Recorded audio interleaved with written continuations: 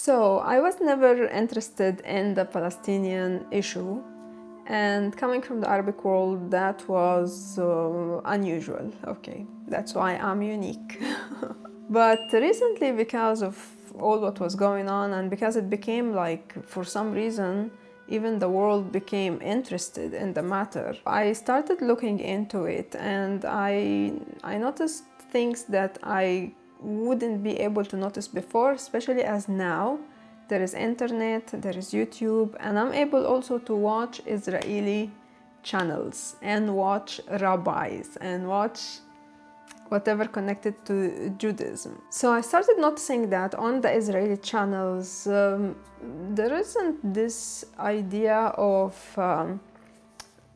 dying for the faith or dying for the land, as like it was more of trying to save the life, trying to, I mean, it is still honor to die for your country or die for the faith, but it's not as strong as it is on the Arabic side and the Muslim side. So I looked into it, and here is what I discovered.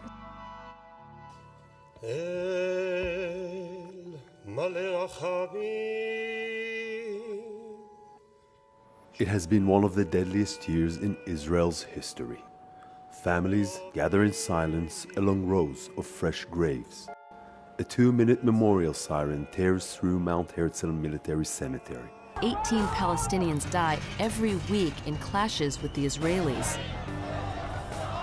A martyr is someone who dies for his or her faith. But here it means anyone killed in the fight with the Israelis. Everywhere you go in the city, you see massive posters of martyrs. It's like they're celebrities, and many of them look very young.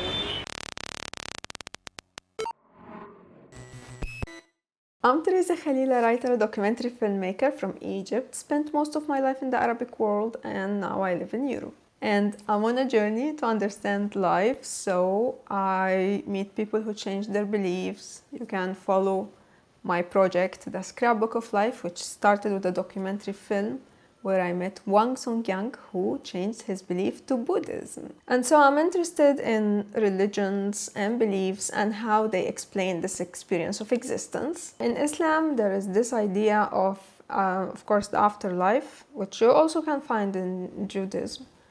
But in Islam, the Jannah or heaven afterlife is described in a very clear and specific way. So you know what you will get. You know there will be honey, there will be milk, there will be virgins, there will be even tents. So it is mentioned in Quran, and it's so clear what is it. And that's, I think, one reason why people on the Arabic side, they feel that it's great. They always look forward to the afterlife because they know what is waiting.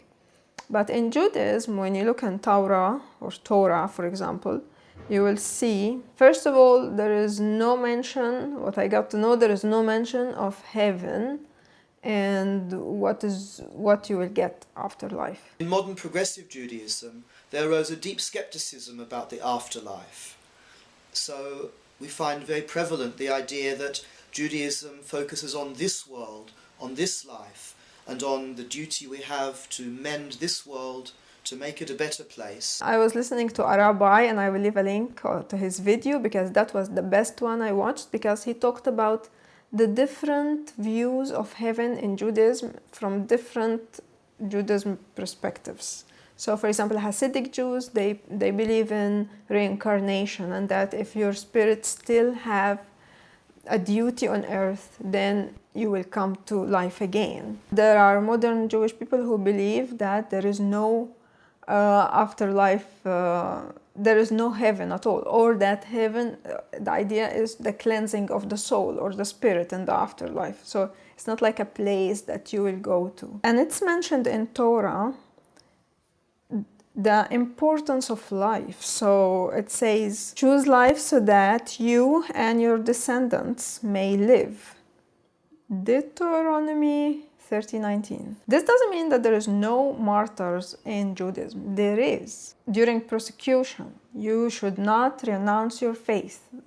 Then if you don't and you die for that, then you are a martyr in Judaism. But it is not being seen as something amazing that happened. It's seen as something tragic. And that's what happened in the Holocaust, for example. And I think also because of the history of Jewish people, they have this, because they are trying to survive all the time, so they value more life. They try to save it and live it and give it to next generations as much as possible. And I think also it's because that their number is not that much. They are Jewish people, when it comes to numbers compared to, for example, to Christians or Muslims or other religions, Hindus, or their number is very small. So I can understand why they care so much to save lives. It is mentioned in Islam, for example, in the Quran and Hadith. It emphasizes that those who die for the faith, the land, or the community are granted special status in the afterlife. So it's not just that you go to heaven, but also you have a special status in heaven. And also in Islam, you see life as a temporary experience and you are being tested during this time. But what you are looking forward is what comes next. So prioritizing the spiritual reward. So what I got to know is that in Judaism, in the Torah, it is not mentioned about heaven and afterlife, but it's mentioned in other books like Talmud, or so people know there is something, but that's not the focus of why you are here. So you are here and you need to embrace this experience and live this life the right way. So that's the main focus of Judaism. Live this life the right way. What happens after death? Some Jews will deny absolutely that there is any afterlife and concentrate entirely on this world. Others will take a more agnostic view and say we can leave that in God's hands, what will happen afterwards. What we need to do is try to make this world a better place. From that you can see why, for example, it was okay for Hamas that people are on the surface of the land while the fighters are in the tunnels. Because even if people die, then they are actually going to gain a higher status in the afterlife, in heaven. While on the opposite side in Israel, you see that there are tunnels for the people and the army is fighting on the surface of the land. So I think it just represents each faith and what they believe. That was my unique view of a question that popped up in my head recently. Do you agree? Do you disagree? I am open to all possibilities in the comments, so feel free to share your view. And you can support my creations on Patreon. I will create a special content for the supporters. And don't forget my journal. I also do listening sessions. If you have something on your mind and you want to talk about it loudly in a safe space without judgment, you can get more information in the description box. And see you in a coming video.